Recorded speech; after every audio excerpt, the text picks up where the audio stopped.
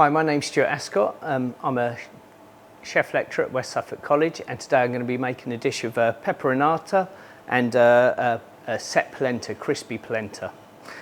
So this can be done as a starter, or it could be done as more of an intermediate dish. So I'm going to start by doing the polenta. So I've got here a prepared mould, so a little mould lined with cling film.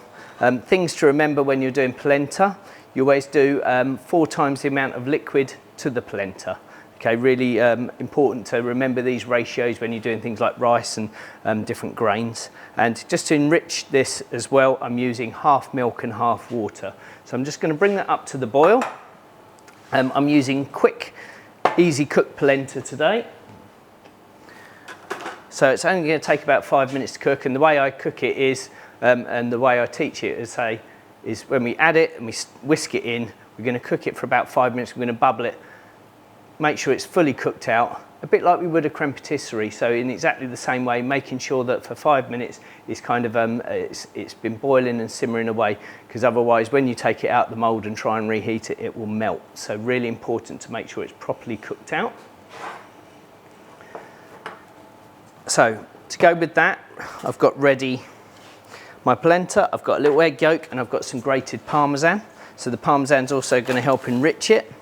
And then what I'm also going to do is I'm also going to make a peperonata. So when you make peperonata, this is a stewed pepper dish. When we do this, it's really, really important that we use a small pan, or a pan that's not too wide, so that the juices come out of the peppers and it stews down and sweetens up. If you do it in too big a pan, it fries, it doesn't, and it caramelizes, and that's not what we're looking for. We're looking to really tenderize and cook down the peppers. So I've just put that pan on the heat.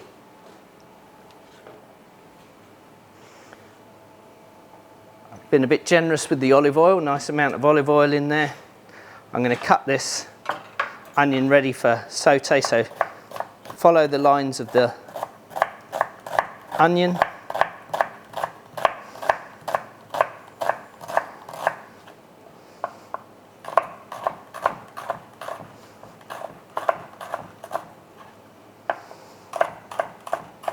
Just warm the pan up a bit. I'm not looking for lots of colour on this.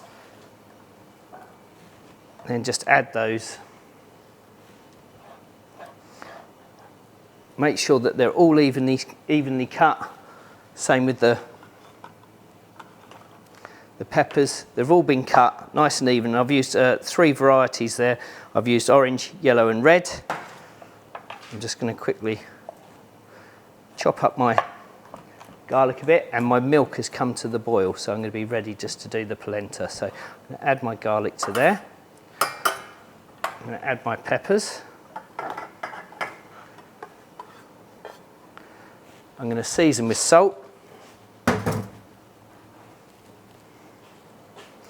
I'm going to swap over the pans in a moment. I'm just going to quickly cook out the polenta. So I'm going to take it off the heat, whisk in the polenta.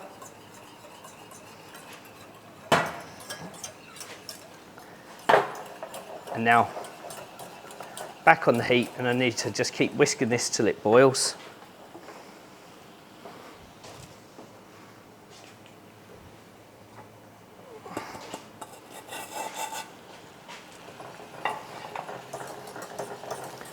So it's now come up to a simmer. I'm going to keep stirring it, and it's going to slowly thicken more and more and more. I just need to make sure it's really, really cooked out. So like I say, do it for 5 minutes. If you don't do it for 5 minutes, what's going to happen is as soon as you try and set it, it's not going to work. And it's just going to melt. And what we want is this fully cooked out, so it goes nice and set. We can then cut it out, and then we can pan fry it and finish it through the oven to crisp up. So I can hear my peppers and my onions starting to sweat down a little bit. So I'm just going to leave them another minute. Ah, look at that. So now it's fully thickened up. You can see it looks set and already like a creme patisserie. If you know it's thick now, by the time it's set, you know it's going to set properly. So I'm just going to use a spatula, empty it into the mould.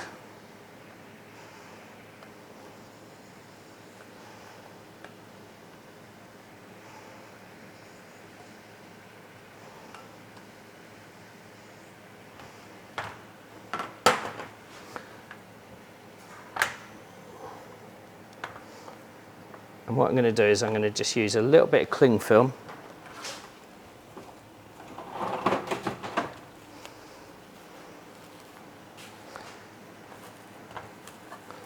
over the top, just to mould it into shape. Flatten it off. So that's going to go in the fridge and set. That needs about half an hour, or in the blast chiller.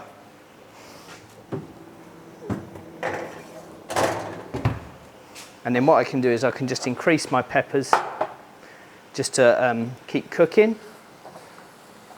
And then what I'm going to do is, as they start to sweat down,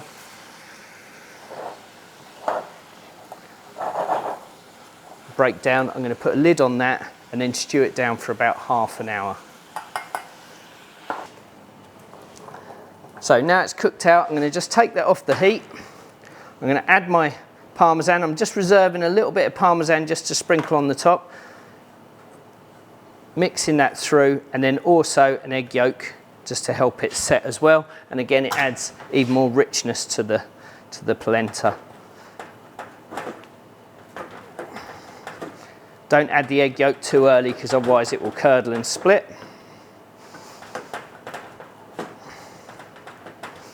Just make sure it's well mixed in.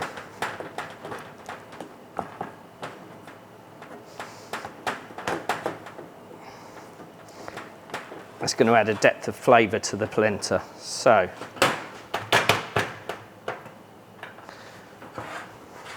pour that into the mould.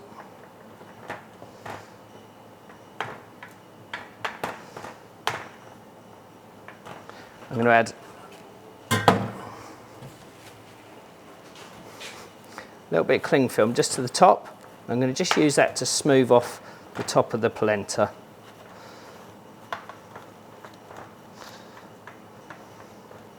So I'm just smoothing that off until it's nice and flat. And now I'm going to let that set until cold, and then that'll be ready just to finish off. So I just check my peppers. So the juices are starting to come out. And so as I add a lid, it stops getting colour onto the peppers and the onions, but also it's trapping in that moisture, so it helps for it all to stew down. So I'm just going to put that onto a cooler stove as well, because as soon as you add in a lid, you're intensifying the heat. So I just put that there, half an hour, and then that'll be ready to go. So my peppers are stewed down. They're all ready to be finished off for the peperonata. So I'm going to put these back onto the heat. And then I'm just going to add a little bit of red wine vinegar. So I've just added passata, so it's got no seeds or pips or anything in the actual peperonata. And I'm just going to mix those around and just leave it all to infuse and cook for a couple of minutes. I'm also going to taste it. Taste is very important at the end, making sure that you've got the sweetness acidity balance right. Obviously the peppers, the onions, they're going to let out lots of natural sugars that's going to help counterbalance the passata and the bitterness that comes from those tomatoes. So, and then when we add the vinegar as well, it's going to add a sharpness, so we need to make sure there's balance. So then what we just need to do to change that a little bit, so it's quite sweet but it's slightly acidic, just going to add a good large pinch of sugar just to bring out the flavour a bit more and balance it. So taste it again. That bit of sweetness, just that little pinch of sugar just changes the whole dynamic of how that tastes. But also what is also going to really help and also bring a sweetness is some basil. So I'm going to just chiffonade a little bit of basil in as well.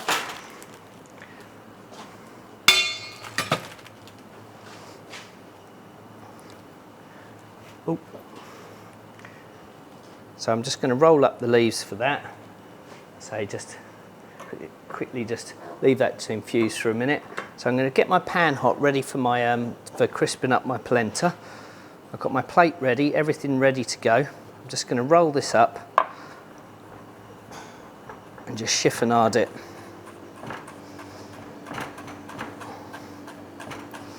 but the basil gives another sweet flavour to the actual finished peperonata, so finishes it off really, really well.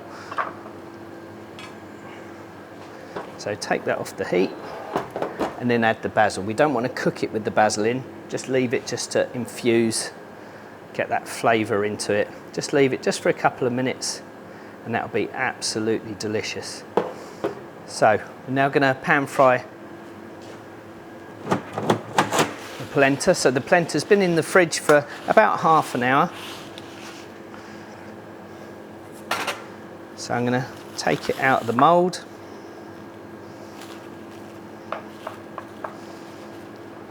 So it's all set. I'm going to just cut it so it's nice.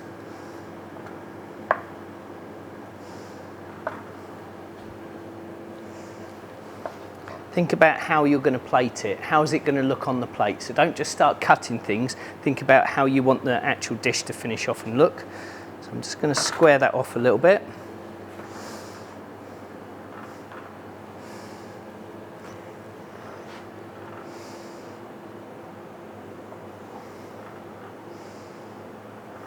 Like so. So that bit I won't be using, so I'm just going to put that into some olive oil.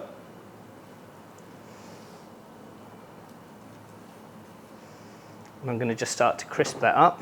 So I'm going to bring it a little bit closer so I can just keep an eye on it. So I'm looking for that to go really golden and really crisp up, and that's the beauty of polenta. It will go really, really crispy, and then on the inside it'll be nice and soft. So just to go with it, I've got a little bit of rocket here. Just I've got a bit of olive oil to dress it in, but I don't want to dress it in that until the very last second when it's ready to go. I don't want it to wilt or anything. And I've just saved back a little bit of Parmesan as well, just to sprinkle over. Yeah, perfect garnish for this. Just a nice bit of peppery rocket with a little bit of Parmesan. Don't use things like balsamic. Balsamic will completely overpower the whole dish. And the star of this is the polenta and the peperonata, the sweet peppers with the basil. We don't want anything that's going to overpower that, and balsamic will. So a lot of people use that as a garnish, but it doesn't work. For me, this is the star of the show. So I'm just going to let that crisp, and then I'll be ready to serve. You could do a dish like this, but you could also do something like maybe using gram flour. You could make something called a panisse. Do something like that, which could cook and set up as well, and perhaps do a different dish with that. Then, of course, you've got things like semolina. So semolina work quite well for sweet or savoury, really. You could use that as well, but obviously it's more used for sweet things. But the Italians, I imagine, would probably prefer that you use it for a savoury dish. And then you've got things like tapioca as well. That again used usually for sweet things. But what I think would be really nice as well, you could also do this with something like a nice bulgur wheat, as make it with lots of flavour and spices and herbs going through it, and then also something similar to this to finish off. But you can see that's just crisping up nicely. It's nearly ready. I'm just going to do some of the sides as well. So I'm just going to use a little bit of salt, and I've got a little bit of black pepper just to finish that off as well.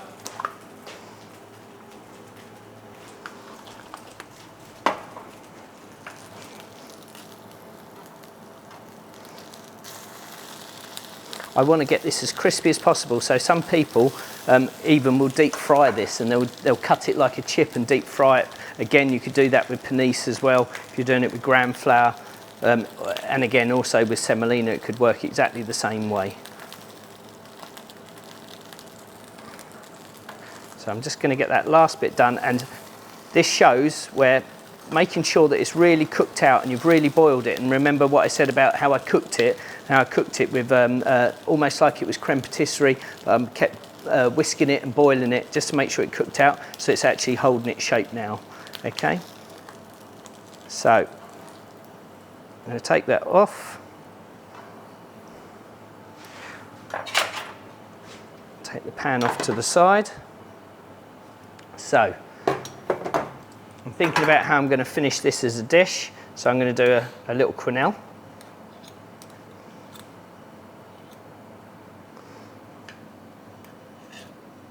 on the side. I'm then going to add my crispy polenta.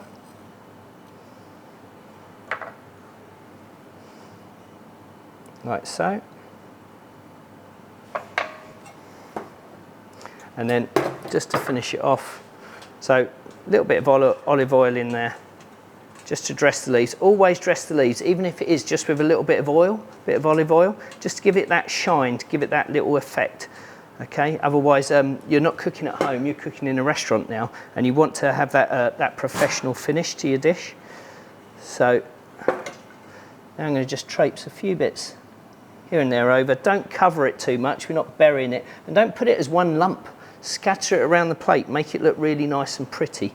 Okay, with every mouthful you should be able to take bites of different things and different flavours rather than just having it clumped somewhere. Just a little bit of that to finish off. And there we have it. So we've got our crispy polenta with peperonata and then just a little rocket and parmesan salad.